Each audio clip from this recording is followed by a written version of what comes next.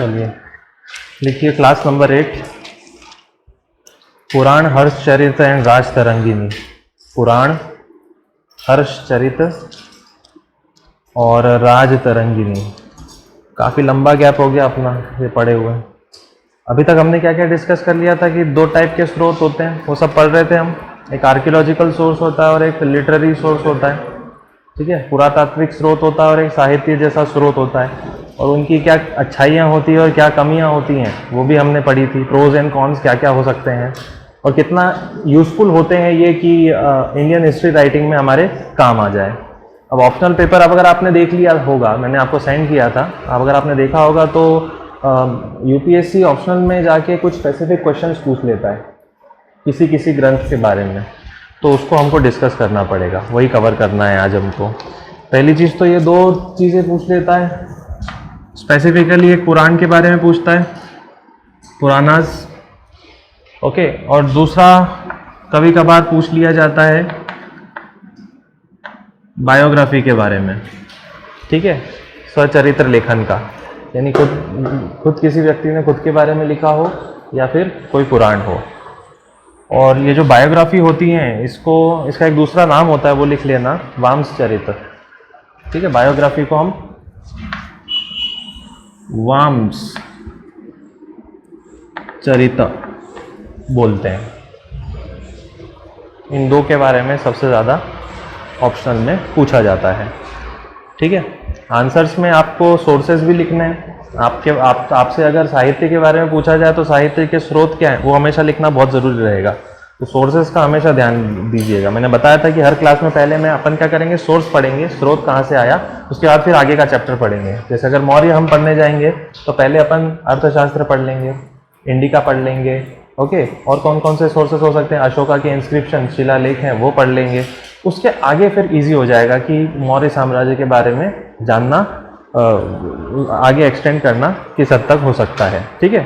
अगर बात कर रहे हैं हम मिडीवियल और एंशिएंट इंडिया की, तो पहले स्रोत पढ़ने होते हैं।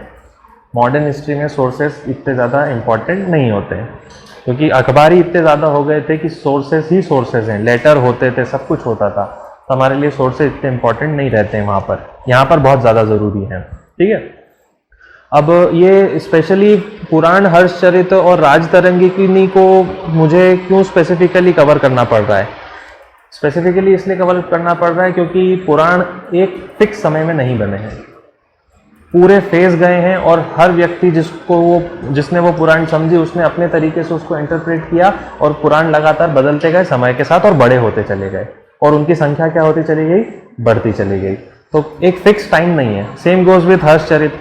हर्षचरित तो एक है, ऐसे कितने चरित हैं, बहुत सारे, लेकिन सबसे इंपॉर्टेंट जो होता है यूपीएससी के एग्जाम में वो हर्षचरित रहता है, ओके। बहुत सारे चरित हैं इसके अलावा। फिर आता है एक और राजतरंगिनी बाय कलहन ने उसको बनाया है। तो इन सब के अंदर हिस्टोरिकल सेंस क्या क्या है वो सब डिस्कस करना है, ठीक है।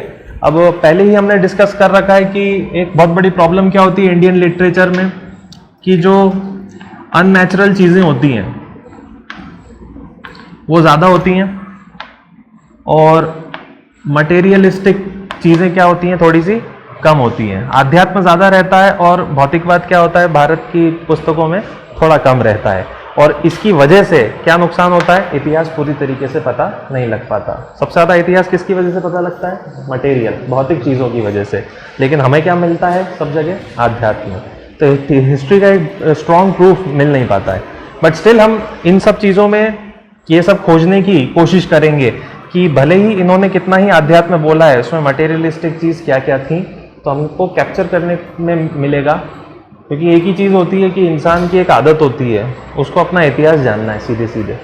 जैसे बहुत से लोगों की इच्छा होती है कि उनके दादा कौन, परदादा कौन, पूरी सीरीज कौन, ओके, कहाँ से हम शुरू हुए, तो लोग रीच करते हैं कि हाँ मुझे मेरे 10 पुश्तों की जो नाम थे वो पता है, मुझे मेरे 20 पुश्तों के नाम पता हैं, ओके। कई जगह पर शायद वो लेख भी रखे हुए होते हैं, हरिद्वार में, ठीक है, जहाँ पे पूरी जनरेशन के नाम एक के बाद एक लिखे रहते हैं, ओके। आसानी से देते नहीं हैं वो, काफ़ी कैश लेते हैं वो मोटा, तब जाके वो नाम सामने आते हैं कि ये जनरेशन के नाम हैं, ठीक है। तो लेटर वैदिक पीरियड में क्या होता था, यानी उत्तर वैदिक काल में सुता करके लोग रहते थे, ठीक है, सुता नाम होता था। इनका एक दूसरा नाम भी होता था मगध, मगधा। ये लोग काम करते थे। इनका एक ही काम होता था, क्रोनोलॉजिकल जीनियोलॉजी बनाना। क्रोनोलॉजिकल जीनियोलॉजी बनाना का मतलब कालानुक्रम सहित पूरे वंश का नाम याद रखना। लेकिन हमें पता है कि एलवीपी के वक्त यानी उत्तर वैदिक काल के वक्त लेखन वगैरह नहीं होता था, ठीक है, केवल श्रुति और स्मृति होता था और लोग केवल सुन के और बोल के याद रखते थे चीज़ों को।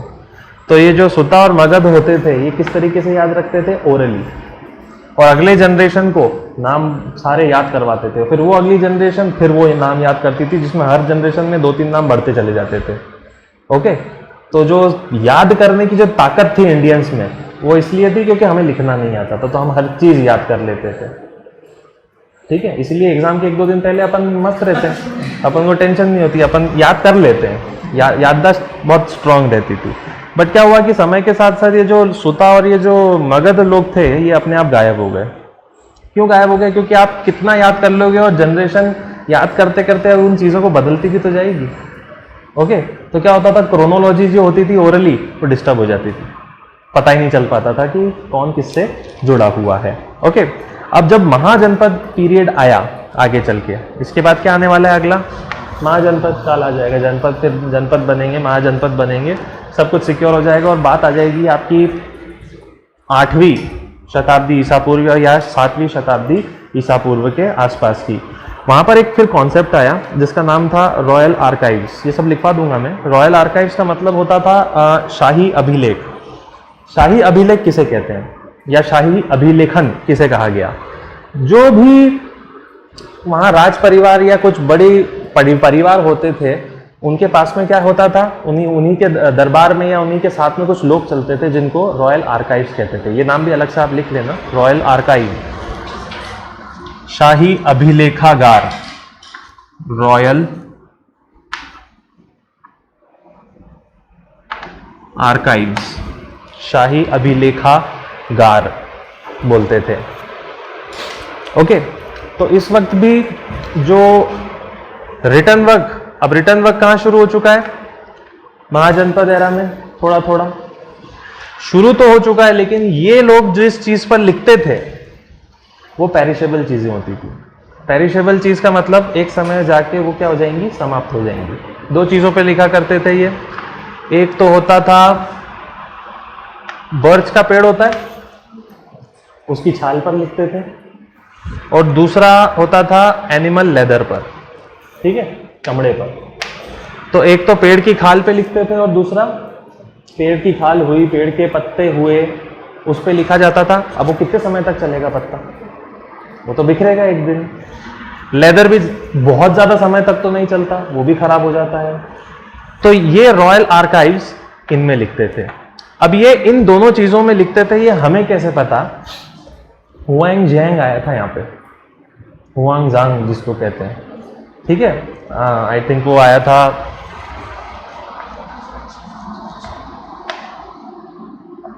620-25 के आसपास कभी आया था, ठीक है। हाँ ठीक है, मेरे को उसकी ओवरऑल एज पता है। वो पैदा हुआ था 603 में, ठीक है, और उसकी डेथ हुई थी 669 में, तो बीच में ही आया होगा हुआंग जैंग। उसने बताया था कि मुझे भारत आके ये जानकारी मिली कि प्राचीन समय में यानी कुछ 1000 साल पहले इस तरीके का लेखन होता था। सेम गोज विथ अल बैरूनी। अल बैरूनी भी आया। अल बैरूनी कब आया? आज से 1000 साल पहले लगभग आया था, ठीक है।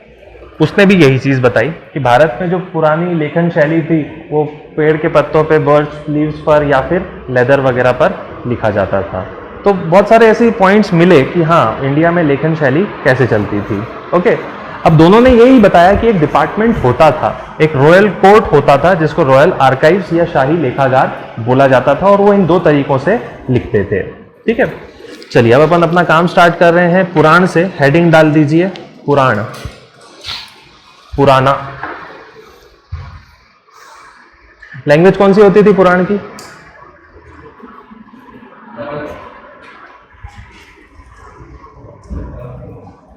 देखो संस्कृत तो कैसे हो, पुराण भी जो होते थे ना, अच्छा पुराण और वेद में क्या फर्क है? हाँ, वेद लिखे एक फेस में नहीं लिखे, 500,000 साल तक लोग लिखते गए। वेदों की एक लिमिट आ गई कि अब उसमें और कुछ नहीं लिखा जा सकता था, तो बचे हुए सारे मंत्र और हाइम्स कहाँ चले गए? पुराणों में चले गए। ये थे पुराण। ओके, संस्कृत नहीं थी, ओरली होता था, ब्राह्मी में लिखी गई थी सबसे पहले, तो लिख लीजिए।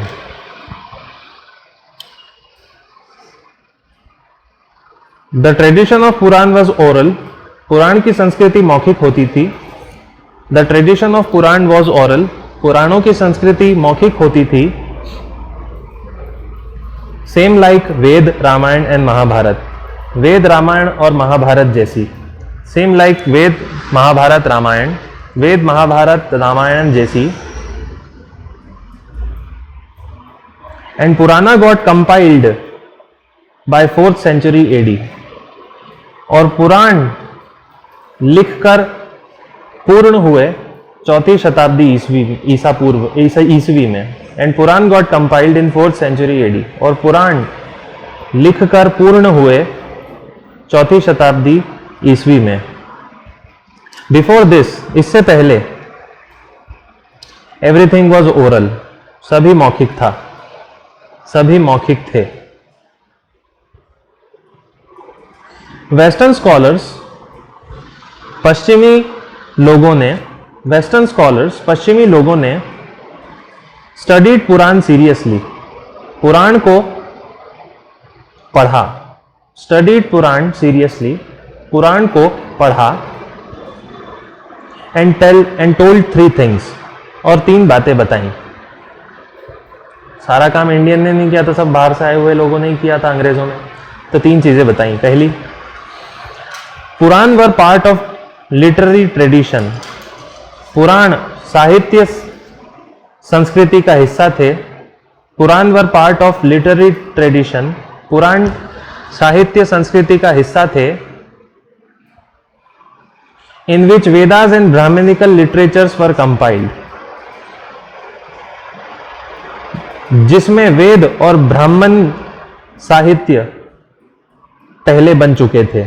इन which Vedas and brahmanical literatures were compiled, जिसमें वेद और ब्राह्मण साहित्य पहले बन चुके थे। विच मीन्स दैट, जिसका अर्थ है Purana were not made in 4th century AD, Purana 4वीं शताब्दी ईस्वी में नहीं बने। Purana were not made in 4th century AD, Purana 4वीं शताब्दी ईस्वी में नहीं बने। दे वर मच बिफोर, ये पहले से मौजूद थे। बट ओरली, किंतु मौखिक। बट ओरली, किंतु मौखिक। लिखा कब? 4वीं शताब्दी में। उससे पहले भी थे, ऐसा नहीं 4वीं शताब्दी में लिखा मतलब तब बने, उससे पहले भी थे, लेकिन लोग बोल बोल के आगे ट्रांसफर करते थे। दूसरी चीज क्या कही? Second point, when people started composition of Veda, जब लोगों ने वेद बनाना शुरू किए। When people started composition of Veda, जब लोगों ने वेद बनाना शुरू किए। कंपोजिशन और कंपाइलेशन में फर्क है। कंपोजिशन मतलब बनाना, कंपाइलेशन मतलब इकट्ठा करके साइज बढ़ाना। Okay, it was not a single compilation, तो वह एकल व्यक्ति द्वारा नहीं हुआ। It was not by single compilation, तो वह एकल व्यक्ति द्वारा नहीं हुआ। बट वॉज अ प्रोसेस, किंतु पूरी प्रक्रिया थी। इन एवरी फेज, हर चरण में संकलन चलता रहा। कंपोजिशन टुक प्लेस, संकलन चलता रहा, composition took place. And time came, और एक ऐसा समय आया when Vedas reach to its limit, जब वेद अपने चरम पर पहुंच गए। When Vedas reach to its limit. जब वेद अपने चरम पर पहुंच गए, मतलब वेद भी क्या हो रहे थे, बोल बोल के सुनाए जा रहे थे, लेकिन वेद बोल बोल के इतने बड़े हो गए कि अब उसमें कुछ एक्स्ट्रा जोड़ना पॉसिबल नहीं हुआ। इंसान के दिमाग में जितना ठूस सकते थे उतना हो गया। इसका डबल करके फिर अगली जनरेशन को बोल बोल के सिखाएंगे, वो पॉसिबल नहीं रहा। तो क्या सोचा, अब इनको एक्स्ट्रा जो चीजें निकल रही हैं इसी में से, उनको हम पुराण में रखते हैं। ओके,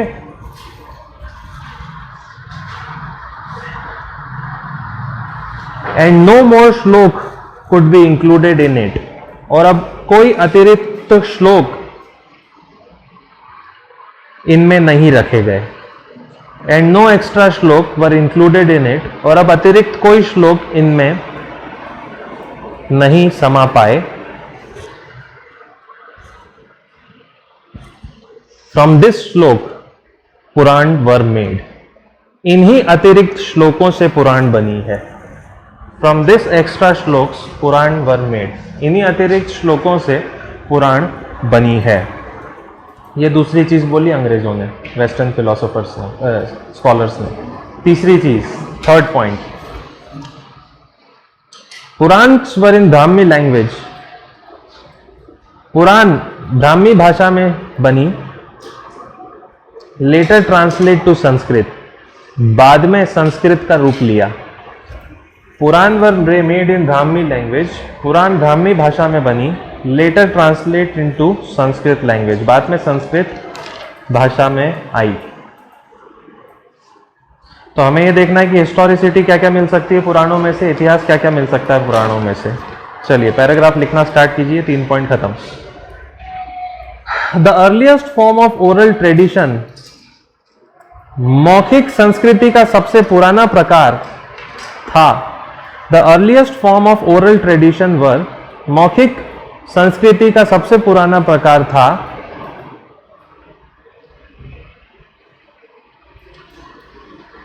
गाथा, गाथाएं। इतिवृता, इतिवृता, ITIVRITA, इतिवृताज, कॉमा, आख्यांस, आख्यान, AKHYAN, आख्यान, एंड वामश्चरित, और वामश्चरित, एंड वामश्चरिता, और Vamshacharita. seems to have been absorbed by Purana and Itihasa, यही शायद पुराण और इतिहास में सोख लिए गए। seems to have been absorbed by Purana and Itihasa, यही शायद पुराण और इतिहास में सोख लिए गए। हिस्ट्री मत लिखना, इतिहास लिखना, full stop. The earliest difference of Purana and Itihasa, पुराण और इतिहास की सबसे प्राचीन जानकारी। The earliest reference of Purana and Itihasa, पुराण और इतिहास की सबसे प्राचीन जानकारी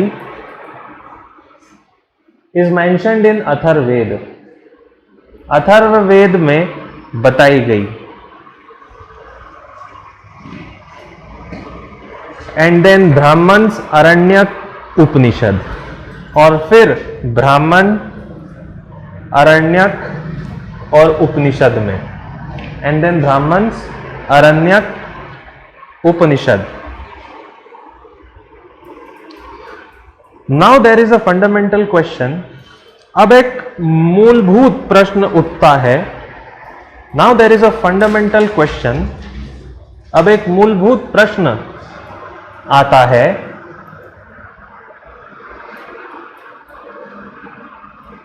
दैट एट व्हाट डिग्री, कि किस कोण पर, दैट एट व्हाट डिग्री, कि किस कोण पर history was present in Purana and Itihasa, पुराण और इतिहास में इतिहास कैसे दिखाया गया। History was present in Purana and Itihasa, पुराण और इतिहास में इतिहास कैसे दिखाया गया। We will just try to inquire historical sense of Quran हम केवल पुराण का ऐतिहासिक महत्व देखेंगे। We will just try to inquire historical sense of Purana. हम केवल पुराण का ऐतिहासिक महत्व देखेंगे। On the basis of parameters, उन तत्वों के आधार पर, on the basis of parameters, उन तत्वों के आधार पर which were fixed by R.G. Collingwood, जो R.G. Collingwood ने बनाए हैं। R.G. Collingwood का नाम पहले भी हमने डिस्कस कर रखा है, क्लास 1 हुई थी तब मैंने बताया था। एक तो E.G. कार है और दूसरे हैं R.J. Collingwood। इनके बिना भारत का इतिहास अधूरा है। क्लियर? बहुत बहुत ज़रूरी व्यक्ति होता है, इनका नाम लिखना हमेशा ज़रूरी होता है जब आप एंशिएंट और मिडीवल की बात कर रहे हो तब। ठीक है, एक और है E.H. कार भी है, पर इनकी बात नहीं हो रही है। सिद्धांत किसने बनाए हैं इतिहास लिखने के? पुराणों से इन्होंने बनाए हैं। ठीक है, अब इन दोनों के बीच हिस्ट्री काफ़ी ज़्यादा डिस्क्राइब हुई है, इन दोनों की वजह से मेजर कॉन्ट्रीब्यूशन रहा है। अब इनमें भले बुक्स की याद मत रखो आप कि किसने इन्होंने बुक्स वगैरह क्या लिखी, आप बस ये लिख दो जो भी मैं बोल रहा हूं वो है according to R.J. Collingwood। Satisfaction रहेगा सामने वाले को। ठीक है, मतलब पेपर चेक करने वाले को पता चलेगा कि आपकी समझ कितनी है, कि आप एक व्यक्ति जो एक बहुत बड़ा इतिहासकार रहा है उसके अनुसार बोल रहे हो, मन से नहीं बोल रहे हो। ओके, तो आपका मार्क्स मिलने में आपका जो असर रहेगा, वो मेहनत रहेगी, वो ईजी हो जाएगी, क्योंकि वो आपकी सोच पढ़ लेगा इस नाम को देखकर। ओके, कि इसने इस व्यक्ति को पढ़ रखा है। ठीक है, तो एक बॉक्स बना लो, उसमें पहले अपन लिख लेते हैं कि R.J. Collingwood के हिसाब से इतिहास क्या होता है, फिर आगे की बात करेंगे। हेडिंग डाल लो अलग से, पहले लिख लो फिर बॉक्स बना लेना। लिख लो definition of history according to R.J. Collingwood। R.J. Collingwood के अनुसार इतिहास की परिभाषा। 4-5 बातें कही हैं इन्होंने, सब लिख लीजिए। पहला, history must have a character of science. इतिहास में विज्ञान का तत्व होना चाहिए। History must have a character of science. इतिहास में विज्ञान का तत्व होना चाहिए।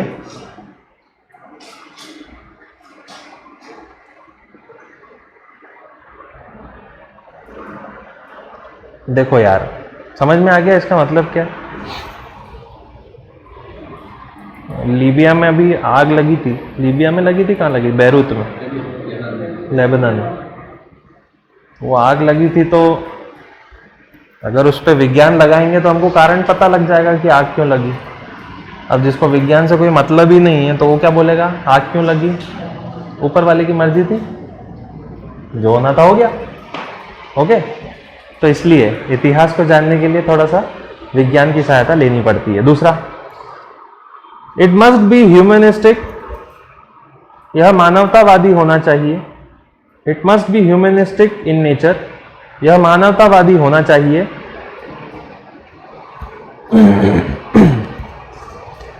और it should be about man. यह मानव के बारे में होना चाहिए। Comma, about actions of human beings in the past.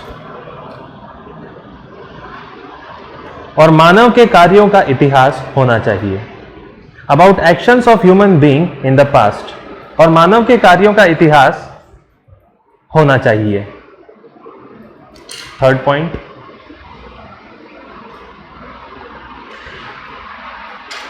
As science, विज्ञान के रूप में, it should have an inquiry procedure. पूछताछ की प्रणाली भी होनी चाहिए। It should have an inquiry procedure. विज्ञान के रूप में पूछताछ की प्रणाली भी होनी चाहिए। और चौथा, it must have a purpose. इसका उद्देश्य होना चाहिए। It must have a purpose. इसका उद्देश्य होना चाहिए। And purpose of history is, और इतिहास का उद्देश्य होता है to know human self knowledge, मानव का स्वतः ज्ञान पता लगाना। To know human self knowledge, मानव का स्वतः ज्ञान लगाना। तो ये पैरामीटर्स है कॉलिंगवुड के इतिहास क्या होता है, और यही पैरामीटर्स हम किस पे लगाने वाले हैं, पुराण पर, और उसको एनालाइज करेंगे। ठीक है, हिस्टोरिकल सेंस उसमें है या नहीं है देखेंगे। चलिए ये हो गया डेफिनेशन। अब वापस लिखना शुरू कीजिए पैराग्राफ चेंज करके जो लिख रहे थे। As per the above given definition, उपरोक्त परिभाषा के अनुसार, as per the above given definition, उपरोक्त परिभाषा के अनुसार, इट सीम्स दैट, यह प्रतीत होता है, इट सीम्स दैट, यह प्रतीत होता है, that Purana do not meet any of these requirement,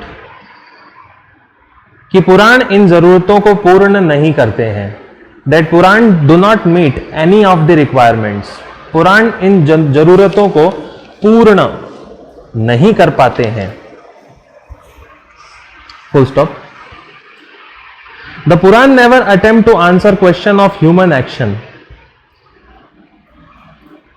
पुराण में मानवीय कार्यों के प्रश्नों का उत्तर नहीं है।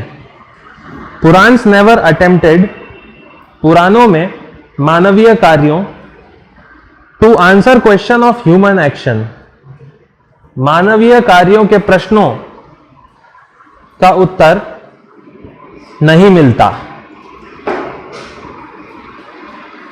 But at the same time, किंतु उसी समय,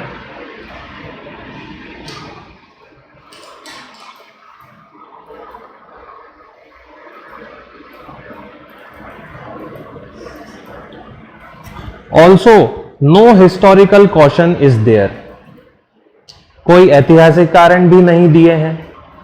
no historical caution is there, causation बोलते हैं वैसे तो, कॉशन नहीं होता, कॉजेशन होता है। हिस्टोरिकल कॉजेशन इज देयर, ऐतिहासिक कारण भी नहीं दिए हैं। And it mainly focus on, और इसका ध्यान केवल, and it mainly focus on, और इसका ध्यान केवल है ऑन हिंदू फिलॉसफी, हिंदू दर्शन पर, ऑन हिंदू फिलॉसफी, हिंदू दर्शन पर, रिगार्डिंग धर्म, अर्थ, काम, मोक्ष,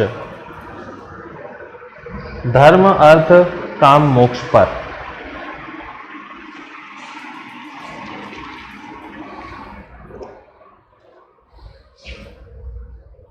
ठीक है, अब ये ध्यान रखना, ये सब इंग्लिश में बोलता हूं तो वो क्या हो जाता है, धर्मा, कर्मा, कामा, मोक्षा, ऐसा कुछ नहीं होता है, ये सब अंग्रेजों के बनाए हुए हैं। ओके, बट स्टिल मेंशन किया है तो बोलना पड़ता है। पर ये धीरे धीरे बदल रहा है। कभी भी कहीं कोई हिस्ट्री से जुड़ा हुआ कोई बहुत बड़ा सेमिनार होता है तो वहाँ पे अगर कोई ये बोल देता है ना तो लोग बहुत चिढ़ जाते हैं कि ये क्या है, आखिरी में क्या संस्कृत के शब्द के पीछे ये लगाना जरूरी है, अकबर के पीछे ये लगाओ, अकबरा, वो तो नहीं होता, सब संस्कृत में ही हो रहा है। नाम बहुत बिगाड़े अंग्रेजों में, गंगा बोलना नहीं आता तो गेंजीज कर दिया उसको, तो गेंजीज बोलते हैं। वो डिस्कवरी देखना इंग्लिश में, द होली गेंजीज, गंगा है, पर वो गंगा बोलने में नाक और वो जो आपका जुबान है उसके पीछे वाला हिस्सा पूरा टच होना चाहिए, आड़े टेढ़े हो जाएंगे उनके शरीर, तो बोल नहीं पाते हैं, तो सिंपल चाहिए उनको। It clearly shows that understanding of history और मटेरियलिस्टिक पार्ट ऑफ सोसाइटी, यह साफ दिखता है कि इतिहास की समझ, it clearly shows that understanding of history, यह साफ दिखता है कि इतिहास की समझ और मटेरियलिस्टिक पार्ट ऑफ सोसाइटी, या समाज का भौतिकवाद, the materialistic part of society, या समाज का भौतिकवाद, which was always discussed by western people, जो हमेशा पश्चिमी लोग चर्चा करते हैं, जिसकी हमेशा पश्चिमी लोग चर्चा करते हैं, which was always discussed by western people, and the Chinese too, और चीनी भी, एंड द चाइनीज टू, और चीनी भी, to some extent was missing in Purana, का कुछ भाग पुराणों में नहीं है। To some extent was missing in Purana, का कुछ भाग पुराणों में नहीं है। चीनी लोग और पश्चिमी लोग क्या बातें करते हैं? इतिहास की, मटेरियल की, चीज़ों की, वस्तुओं की, समाज की। शायद इसका कुछ भाग जो चीनी और वेस्टर्न पीपल फोकस करते हैं वो पुराणों में नहीं है। But it does not mean that, किंतु इसका यह अर्थ नहीं that history is completely absent from Purana, कि पुराणों में इतिहास है ही नहीं। That history is completely absent from Purana, कि पुराणों में इतिहास है ही नहीं। Full stop. अगली हेडिंग डालो इसी हेडिंग के अंदर, द हिस्टोरियोसिटी ऑफ पुराण, पुराणों का इतिहास लेखन। द हिस्टोरियोसिटी ऑफ पुराण, पुराणों का इतिहास लेखन। With not a proper history, या लिखो, ऐसे लिखो, दो नॉट हिस्ट्री प्रॉपर, संपूर्ण इतिहास ना होने पर, दो नॉट हिस्ट्री प्रॉपर, संपूर्ण इतिहास न होने पर, comma,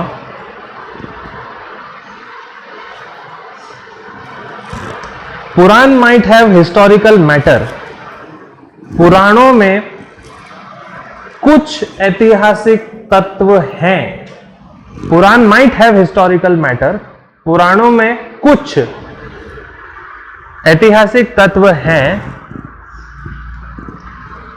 along with much that of mythological, काल्पनिक वस्तुओं के साथ, along with much that of mythological, कुछ काल्पनिक चीजों के साथ। And this is the vamsha और genealogical part of Purana represent, और यही पुराणों का वामसा और कालानुक्रमिक भाग होता है। And this is what vamsha और genealogical part of Purana represents, और यही पुराणों का वामसा या कालानुक्रमिक भाग होता है। Full stop. F.E. Pargiter, paragraph change करना, F.E.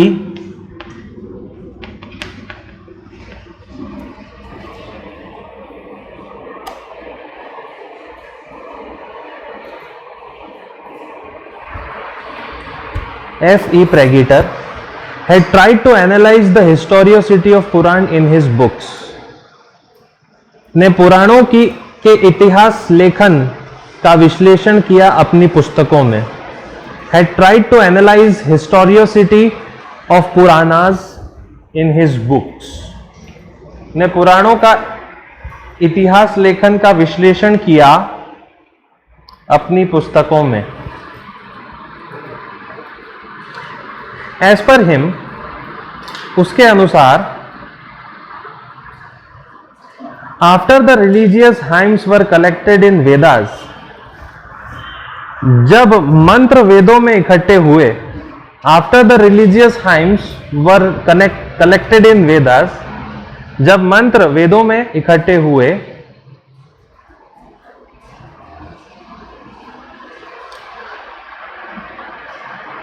द एंशिएंट सेक्युलर लोर, तो प्राचीन मंत्र, द एंशिएंट सेक्युलर लोर, तो प्राचीन गैर धार्मिक मंत्र, लोर, LORE, that was left behind, जो पीछे रह गए, हैज बीन कलेक्टेड बाय पुराण, उन्हें पुराणों ने अपना लिया। हैज बीन कलेक्टेड इन पुराण, वह पुराणों में चले गए। मतलब जो वेदों में आ सकता था आ गया, जो बच गया वो पुराण में चला गया। After writing was introduced into India, जब भारत में लेखन की शुरुआत हुई, after writing was introduced in India, जब भारत में लेखन की शुरुआत हुई, in about 7th century BCE, 7वीं शताब्दी ईसा पूर्व में, in about 7th century BCE, 7वीं शताब्दी ईसा पूर्व में, इसका ये मतलब नहीं पहले नहीं लिखते थे, वो कह रहा है, ये कह रहा है, सिंधु घाटी सभ्यता लिखते ही थे ना, पिक्टोग्राफी लिखते थे। Purana must have been written down, तब पुराण लिखे गए होंगे। Purana must have been written down, तब पुराण लिखे गए होंगे। Full stop. There is a great possibility that, ऐसा माना जा सकता है कि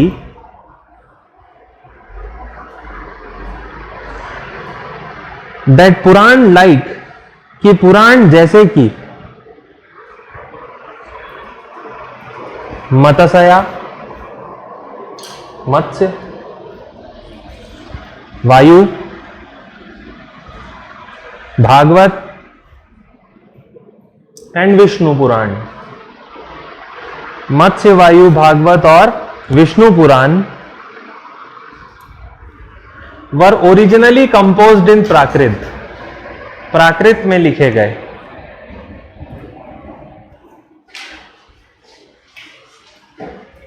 and later translated in Sanskrit, और बाद में संस्कृत में बने या अनुवाद हुआ। Later translated in Sanskrit, Brahmi लिपि है। ओके, ब्राह्मी लिपि जब थी तब भाषा क्या होती थी? प्राकृत। तो क्या था कि पहले प्राकृत थी, फिर आगे चल के वो किस में शिफ्ट हुई? संस्कृत में शिफ्ट हुई, ऐसा माना गया। Paragraph change.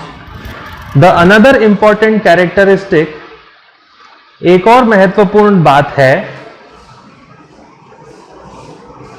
Which was defined by him, जो इन्होंने बताई, which was defined by him, जो इन्होंने यानी FE ने बताई, अबाउट द पुराण वॉज, पुराणों के बारे में, कि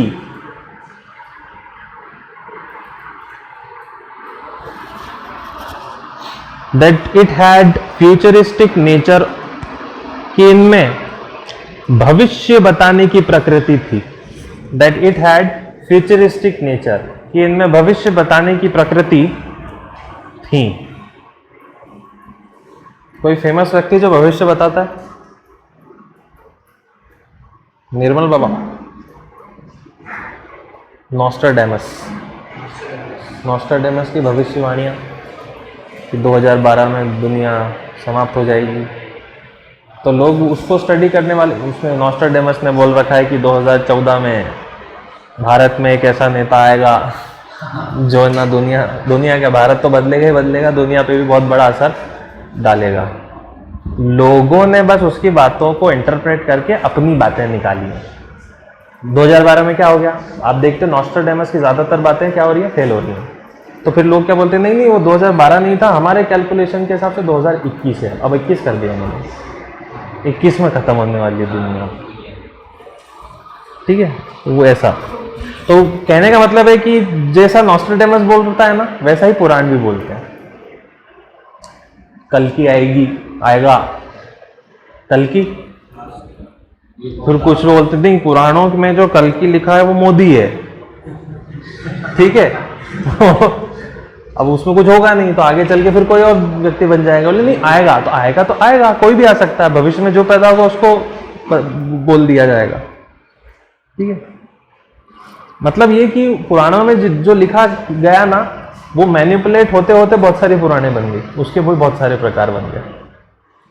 ऐसा लिखा कि ये होगा, नहीं हुआ, कोई बात नहीं, अब होगा, फिर नहीं हुआ, कोई बात नहीं, अब होगा। ऐसे करते करते सीरीज बढ़ी है पुराणों में। दैट्स द रीजन दैट, और यही कारण है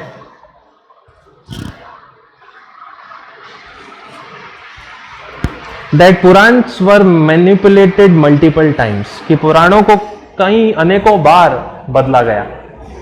पुराण्स वर मैनिपुलेटेड मल्टीपल टाइम्स, पुराणों में कई बार बदलाव आते गए, बदला नहीं गया, पूरा नहीं बदला, थोड़े थोड़े थोड़े थोड़े थोड़े बदलाव आते गए। बाय द लेटर राइटर्स, आने वाले लेखकों द्वारा।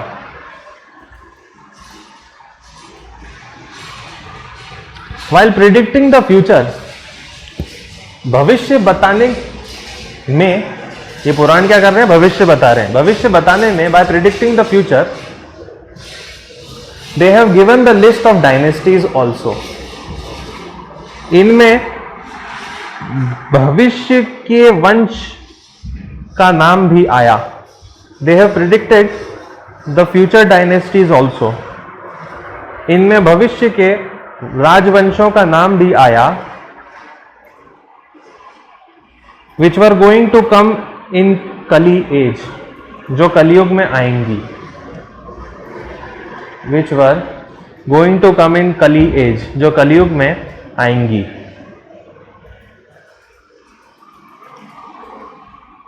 एंड इन दिस प्रोसेस, और इस प्रक्रिया में, दे डिड डिस्कस अबाउट, इनमें जानकारी मिली अबाउट शिशुनाग, शिशुनाग की, कौमा नंद, नंदवंश, मौर्य से पहले यही थे, हरण्यक, शिशुनाग, नंद, कौमा मौर्यंस, मौर्य आएंगे, ऐसा करके पुराणों में लिखा था, comma Shunga, comma Kanva, Kanva KNAV and Andhras, और आंध्र, जिनको हम क्या कहते हैं, सातवाहन। सातवाहन का दूसरा नाम आंध्र होता है। मौर्य के बाद जो भारतीय सभ्यताएं थी, 3 वंश थे, यही थे, बाकी 4 तो विदेशी थे, इंडो ग्रीक, पार्थियन, ठीक है, कुषाण, वो सब, ठीक।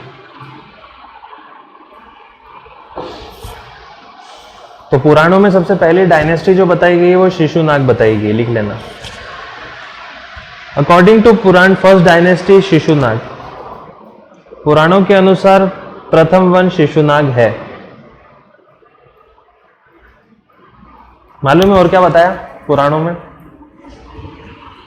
मौर्य का आखिरी सम्राट आएगा बृहदत्त, उसका एक जनरल आएगा पुष्पमित्र शुंग, और वो मौर्य को खत्म कर देगा और शुंग वंश शुरू हो जाएगा, ऐसा भी बोला है पुराणों में। While writing about the future dynasties, भविष्य के वंशों के बारे में बताते वक्त, while writing about the future dynasties, भविष्य के वंश का बताते वक्त, they have also given minute details, छोटी जानकारी भी दी गई है। They have also given minute details, छोटी जानकारी भी दी गई है। Such as killing of Brihadratha by Pushyamitra, जैसे बृहदत्त की हत्या पुष्यमित्र द्वारा। Such as killing of Brihadratha by Pushyamitra. जरा रिवाइज कर लेते हैं। पहला राजा कौन मौर्य का? चंद्रगुप्त। कितने साल तक राज किया था?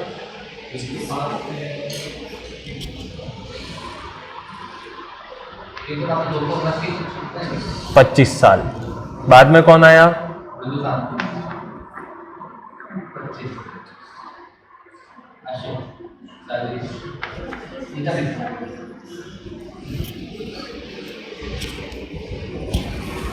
चार साल तो झगड़े में गए थे भाइयों को मारने में। इन तीनों ने मिलकर 90 साल राज किया था। वो 4 में जोड़ नहीं रहा हूं, जोड़ना चाहिए, अशोक ही था, बट राजा फिक्स। फिर उसके बाद क्या हुआ? फिर वो अगला आया तो 13 साल, 9 साल, 5 साल, 3 साल, 2 साल, 1 साल, ऐसे करते करते मालूम समझ में आ गया कि जाने वाली है डायनेस्टी। और आखिरी में बृहदत्त आया, उसको निपटा दिया। सभा में चाकू मारा था पुष्यमित्र, वो जनरल था, चेक करने क्या था। और बृहदत्त क्या था, वो था बौद्ध धर्म का अनुयायी था, संरक्षण था। शुरुआत से लेकर अंत तक देखो तो जहाँ जहाँ बौद्ध धर्म का इन्फ्लुएंस ज़्यादा हुआ वहाँ युद्ध कम हो गए, कमज़ोर हो गए, तो विदेशों से आक्रमण ज़्यादा हो जाते थे। ओके, ये प्रॉब्लम चलती थी। तो ये जो आखिरी राजा था बृहदत्त मौर्य का, उसको किसने मारा? पुष्यमित्र ने मारा। शुंग वंश शुरू हो गया था। फिर कहाँ तक लिखा था बताइए? हाँ, अपार्ट फ्रॉम दिस, इसके अलावा भी they have discuss foreign attacks, विदेशी आक्रमण भी बताए हैं। They have discuss foreign attacks, विदेशी आक्रमण भी बताए हैं। बताओ विदेशी आक्रमण मौर्य के बाद कौन कौन से होंगे? 4 वंश के, वही लिख लो। लाइक इंडो ग्रीक, जैसे हिंद यूनान। फेमस राजा का नाम बताइए इसमें? मिनेंडर, मिलिंद, शक, शाकाज,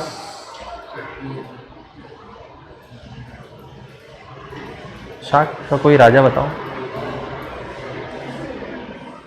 कौमा, कुषाण एवं कुषाण, कुषाण का राजा फेमस राजा कनिष्क। हाँ, वीमा कैडाप्सिस और शुजुला कैडाप्सिस, उसके बाद में फिर कनिष्क आता है। Full stop, paragraph change. There can be little doubt that, कुछ संशय हो सकता है। There can be little doubt that, कुछ संशय हो सकता है।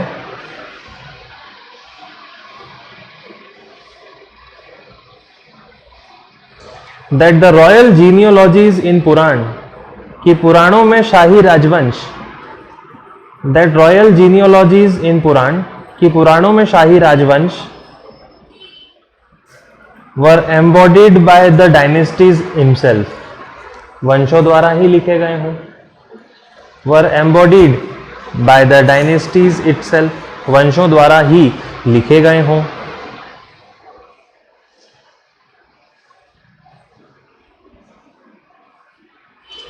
The reconstruction of reliable history, भरोसे लायक इतिहास को बनाना। The reconstruction of reliable history, भरोसे लायक इतिहास को बनाना। From the period of Mahabharata war, Mahabharata युद्ध के समय से लेकर, from the period of Mahabharata war, Mahabharata युद्ध के समय से लेकर,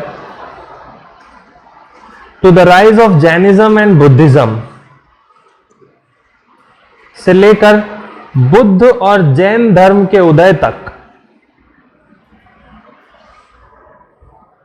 ब्रैकेट में लिख लो 10th century BC to 6th century BC, 10वीं शताब्दी ईसा पूर्व से 6ठी शताब्दी ईसा पूर्व। Could be an impossible task, एक चुनौतीपूर्ण काम हो सकता है। Could be an impossible task, एक चुनौतीपूर्ण कार्य हो सकता है। बहुत मुश्किल है। महाभारत से जैन धर्म बुद्ध धर्म कैसा है इसके बीच में पता कैसे लगाओगे? कुछ है ही नहीं। द इंफॉर्मेशन ऑफ पुराना could be incorporated in Buddhist and Jain literatures, पुराणों की जानकारी बुद्ध और जैन साहित्यों में भी देखी जा सकती है। इंफॉर्मेशन ऑफ पुराना could be incorporated with Buddhist and Jain literature, पुराणों की जानकारी बौद्ध और जैन साहित्य में भी देखी जा सकती है। एज पर रोम्यूला थापर, रोम्यूला थापर के अनुसार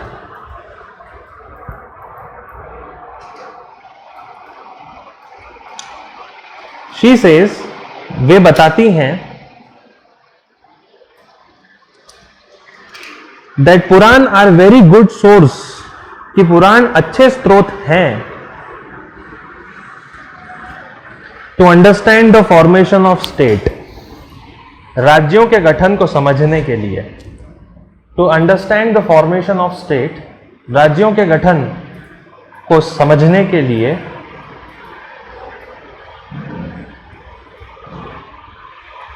if incorporated with other sources, यदि दूसरे स्रोतों से मिलान किया जाए तो, if incorporated with other sources, यदि दूसरे स्रोतों से अनुमान लगाया जाए तो, कंपेयर किया जाए तो। Full stop. The utility of Purana are not ending here, पुराणों का महत्व यहां खत्म नहीं होता।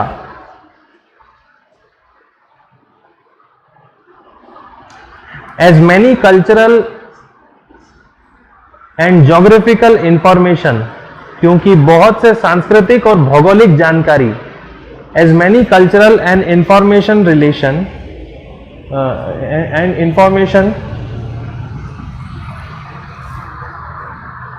ज्योग्राफी इंफॉर्मेशन, सांस्कृतिक और भौगोलिक जानकारी हैव ऑल्सो बीन गिवन, भी पाई जाती हैं, भी पाई जाती हैं।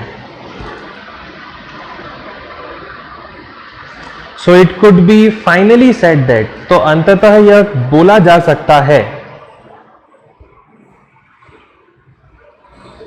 That Purana contain much historical stuff, कि पुराणों में काफी ऐतिहासिक सामग्री है। That Purana contain much historical stuff, पुराणों में कई ऐतिहासिक जानकारी है।